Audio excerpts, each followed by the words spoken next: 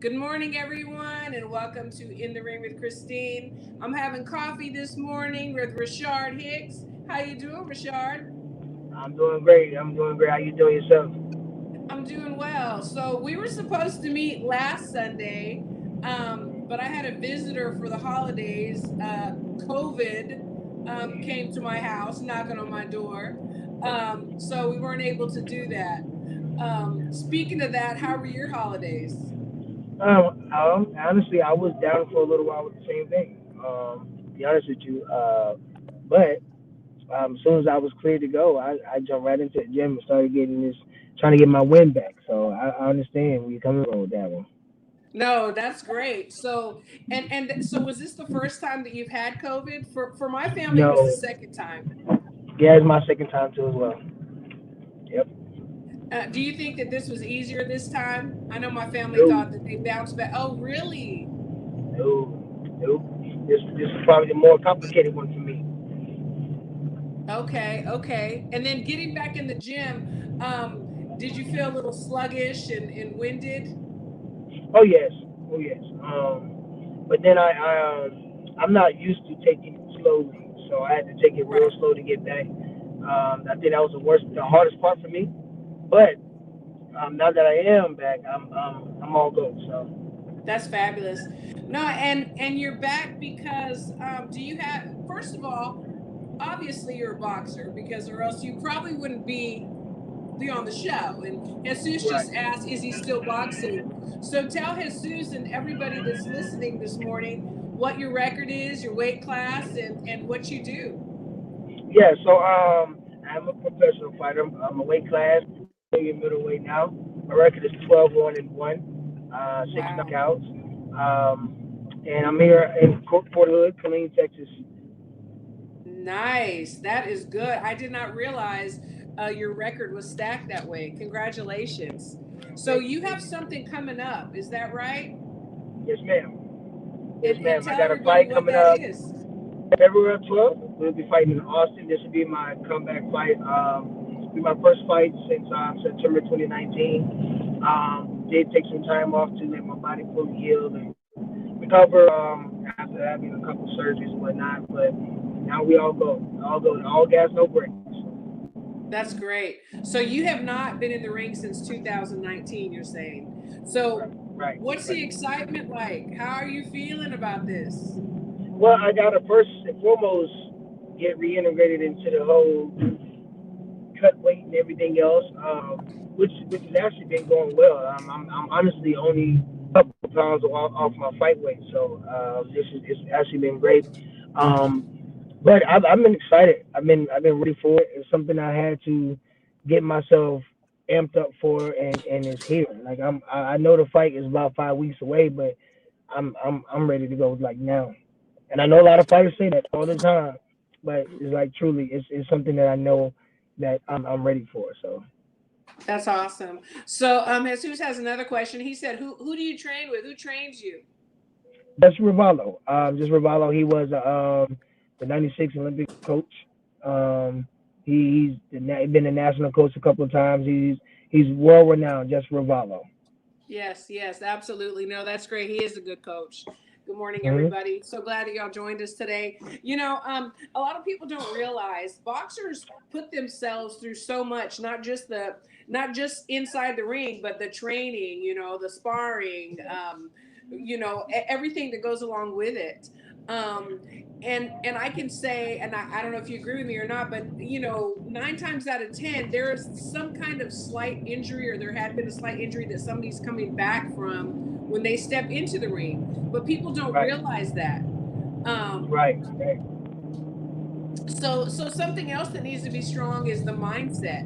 You know, you Right. have to be able to know and tell yourself that you can't concentrate on that because then it could be the downfall. You know, in those 3 minutes, you know, those Right. rounds. What do you feel about Right. that? Well, it's like you said, it's a lot of people, a lot of things that go on behind closed doors that a lot of people don't understand or realize. One of them being that we do take injuries, we do take punishment sometimes in our bodies. I don't know anybody that comes into the ring 100%. I've Absolutely. never never seen it come into 100%. And then they are also understanding that we're human as well, so we go through life problems. Someone like myself, I am a combat veteran. I am a disabled veteran. I do still suffer from injuries suffered being in combat zone. So those are some of the things that I've had to make sure I will recover from, and that my mind and my body get back to 100% before I can get back into the ring. So Wow. Well, thank you for your service. Absolutely. Thank you for that. I have to say that. Jesus had another question. He said, "What did you learn from your loss, and how did you fix that?" absolutely. So what I learned biggest from my loss was that it has to be done. Fighting has to be done on my terms. There's a lot of things that happen behind closed doors. I'm not going to get into too much of the particulars of it, but it should have been a fight that I had no reason being in the ring for. But because, being under contract, and it being one of my biggest fights that I should have, one of my biggest fights that it was, I had to take it. You know what I mean? You never know what happens. So what I learned is you have to be prepared fully, mentally and physically, before you get into the ring. Um, and if there's any doubt in your mind that you're not ready, don't do it. Right. I agree with you. I think a lot of people as well, they don't realize the negotiations and the things that go on behind the scenes. And like you said, I don't know your situation. I know of other situations. You're in a contract. Maybe you're at the end of the contract, or maybe you're with somebody that, sees you as a money grab instead of a human being trying to make Hmm. it and support your family. And you get put in these fights and these situations that aren't always the best for you. So I think from that, a lot of boxers learn that you have to surround yourself with people that really truly love you and care about you, and are not afraid to say, no, we're not going to take that because my guy doesn't Right, feel good, or, right, we don't feel confident in taking this because we're not ready yet. right, And it happens right, so often. right. And then you get a bag stigma. You worry about what the perception of you is. I can tell you real quick. I had just came off of major constructive surgery on my left elbow. And then I was told within moving surgery, 2 weeks from being removed from surgery, I had to have a fight in 6 weeks, and saying no to the fight wasn't an option. So the pressure of taking that fight Mm, was there, and like I said, shouldn't have been in the ring that night. And I understand right. that, and I take full responsibility for it. So And I know that boxers love their fans, but a lot of times we as fans also put that pressure on you guys. With social media and everything that's modern technology, we put that pressure on, and I'm glad to see that some of these boxers are saying, what, I need time out for my mental health or injury or whatever, even though they know they're going to get criticized. People are going to say you're ducking, you're scared, you're this, you're that. I love to see the courageousness in some of our champs that are saying, "This is what I got to do for me." You know, right, I like that. right, I think right. we all need to do that. Slide Tendencies 87 says, "Yo, is that too quick, Hicks? That dude is a beast." So you got somebody in the chat shouting you out and saying stuff. You Appreciate know, it. um, I want to ask you.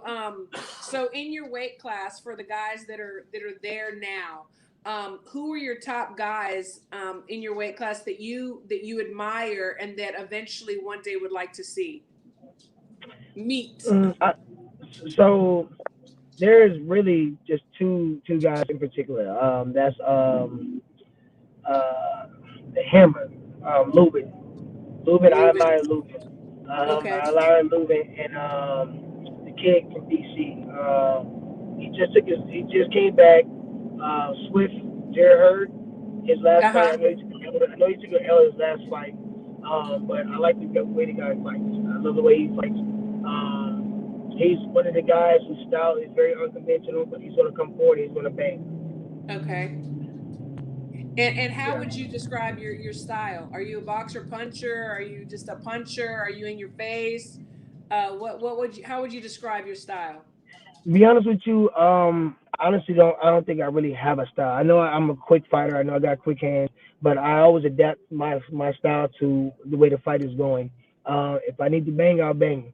If I need to be quick in and out, I'll be quick in and out. If I can just need to be elusive, I can be elusive. So it I love depends on that. the way the fight's going. So and I never train to fit a certain fighter because like people like me myself, if you fight somebody like me, you don't know what style I'm gonna come out with. Right, right. I'm also a switch hitter too, so I can fight left-handed or right-handed. Oh, So okay, okay. you never know what you're gonna get, or you never know what I'm going to do. So we just wherever the temperament of the fight is going, so we have to go to fight. So somebody else that has mastered that I mean everybody knows I'm a huge fan of is Bud Crawford. You know, he can switch on a dime, you don't even realize, you know, until it's too late. You know. Right, right. So Sly said, yeah, so many fans put too much emphasis on the O's, the best to ever do it, and lost and made them better. And it's so true. Duran, Ali, Chavez, Hearns, Hagler. It's so true. I mean, I don't think that really matters. You know, I don't. I really don't. So Boxing Podcast says, you know, Jared Hurts, the homie, get the right wins. Yes. Yeah, that's Yeah, Coach Derek. Coach Derek. Lee Grove yeah. says, happy Sunday, everyone. Since your last fight was in September 2019, how do you neutralize or minimize the possibility of the ring rust during your preparations? That's a great question, Lee. Good morning. The way I see to do that, again, I haven't had this over the layoff, so I can't tell you exactly how I'm going to do that. But with me, little quick background of me, I have a master's degree in exercise science. I do Ooh. focus on developmental muscle mechanics, everything like that. So I get back into the gym. I train not only my body but my mind as well to getting there and take the abuse and take the excitement. The only thing you cannot train for is the adrenaline that you face when you're going into a fight. You don't have all your fans and your family watching you when you're training, so it's not really a way that you can Right. minimize it. You just got to go in there and mentally be focused on the fight and not everything else that's around. So I think that Absolutely. I That's don't think great. the rain rust. Yeah, I don't think the rain rust is the biggest problem. I think it's the mental aspect that's bigger than anything else. I totally agree with you. I mean, I know that not everybody can afford it, especially guys that are just starting, you know. But I really am such an advocate on sports psychologist. I mean, I think that it's so important because you know you can be a machine physically. Something happens in your family, in your home, at your job, whatever, and it will totally throw you off. And then someone that's a lesser opponent will beat you because your mind was not totally focused on what was in front of you. So I I, think I that that's fabulous. I do that. I do mental training. I put myself through physical stress, mental stress, and I purposely because again you never know what's going to happen in the ring. I may get into the ring and I might pull my arm out the socket or something like that. I got to be able to adjust to that and on the fly. Um, you never know something might happen the week of the fight. You got to always put yourself through those scenarios. That way you always prepare for it. And I Absolutely. do mental psychology, and I put myself through those those those type of situations. That way, I can be able to bounce back from it. What do you think about how important do you think it is to have like family members that support you or not? Like, I mean, do you think that that is a big mental thing to have or not to have people that are close to you that you love and respect that either do or do not support what you do? Well, I think support is always important because you don't want to feel like you're in this game alone because you're going to need somebody when those days come, and it's always going to come, especially in camp. When you start getting weight, when you start getting closer to the fight, you're not always going to be there 100%. And I don't care what any fighter says, like they're locked down. There's always going to be a moment to where you're not always there. You need those people to say, hey man, you slacking, step it up. Hey man, Absolutely. you ain't looking good today. Hey, we keep it going. But when it comes to support from external places, I don't think that's as important because support comes whenever you're doing something good, but not when you're not. Yeah, And that's true. I learned that. I've always had fans whenever I was fighting, but when I took the layoff, I didn't have those fans, hitting me up and telling me, hey man, you're a good fighter, you this and third. I didn't have that. And then the moment, you say that you're fighting again, you got those people who, they're really saying, hey, I've been waiting to see you like that. So, but you can't always focus on it. You got to focus on the people that's directly there. So when it comes to Absolutely. support, internal support is always a positive. External support is a plus. Yeah, I agree with you. A lot of boxers say, boxing is the loneliest sport in the world. When you're on top of the world, your fans are there, and as soon as you get that loss or whatever, they're gone. They dissipate and they go to the next new toy. So that's very true. Lee Groves had asked about an injury. Had you had an injury before? And yes, Lee, we did talk about that before. He did have some surgeries, and that's why he took his layoff. But he's ready to get back in there and show everybody what he's been up to. I want to change gears just for a second. And I want to ask you, what are your opinions on the way women's boxing is going today? Oh, I love it. I love it. I love to see the competitiveness and the women actually put it on great shows, and that's the thing.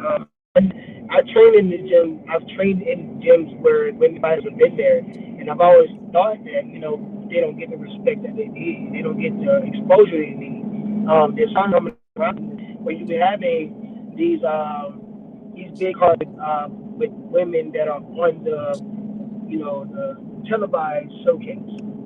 It's okay to put women on card, but I don't like that if they don't showcase them on television. Like, Right. don't just put them on there to fill your card. Now that they're actually getting exposure, being televised, this is a great thing for boxing. It's great for boxing. I agree. I agree with you. And what can we do as fans to demand this? It seems like right now we're still kind of split where there's some men and women that don't want to see women in the ring, and there's some that do, or the ones, or they want to see the ones that are, in their opinion, beautiful and wearing less clothing, to get kind of a different kind of entertainment instead of actually looking at the skill set of these women. What can we do as fans differently to demand that we get more women on TV and on the bigger cards, in your I don't opinion? think, honestly, in my opinion, I don't think it lies on the fans. I think it lies in those guys who win in their camps. For example, me as a fighter, if I'm fighting and I know I'm about to be the main event fighter, I should say, listen, I got a female in my gym who's in counter too. How about put her on my card? Since I'm going to be showcasing card. I can put asses in seats. So one of Right. my demands is, if you want me to put money in your pockets, how about you help me showcase what's people like? And I think that's what we got to do better as fighters, is demanding that we have certain people are people in our camps on these cards. I love that. I love that. And in the beginning, Jake Paul, and he still does, but he was getting a lot of criticism. And then some people like myself and others are seeing what he's done. I mean, look what he did with Amanda Serrano. Look what he did to demand her to get more money. He was also demanding that Dana White pay his MMA. I'm not know nothing about MMA, but he was demanding that they get paid more. Do you think that that was a good move for him? I mean, is he doing some good in your eyes in that aspect? I will say this about Jake Paul. People are giving him such a bad rep. He's putting money in people's pockets. Yes, that's it. He's putting money in people's pockets. People are saying, well, he's not fighting a fighter. He's not fighting against a true boxer. But people on his undercards are true boxers. Right, Um, right. and like I said, he's getting these people exposed. And it's crazy because the same people that are criticizing him, like I was saying, you're gonna pay to watch me fight, you're gonna pay to watch me win, you're gonna pay to watch me lose. Either way, you're still gonna pay. So the criticism is coming, but they're helping him do his provide for other fighters. So kudos to Absolutely. him. No, I agree. Yeah. In the beginning, sure, obviously, I was very skeptical and I wasn't sure what I thought about him, because, as you know, so much. I own a gym, and I also, have athletes in Colorado, and so I know what they go through. And then I was like, okay, is this guy really putting in the work? And then I've heard that he is putting in the work. He's starting out like an amateur would, or somebody that just started, in the pro ranks, and he's moving his way up, and I think he will. But the most important thing to me is what he's doing for others. Yes, he's Right. making his money, but he's being selfless as well. He's putting money in Right. people's pockets, like you said. So I commend him for that. I really do. Um, but before Right. we shut it down again, for the people that just tuned in, tell Absolutely. us where We all you're had this. finding. Tell us where we can get tickets. Where we can watch it. How we can follow you. All those things, because we want to support you in everything that you do. Absolutely. So, yeah, my name is Reshard Hicks, Two Quick Hicks. Fight in Center Point in Austin, Texas. On Next Fight Up, promotions,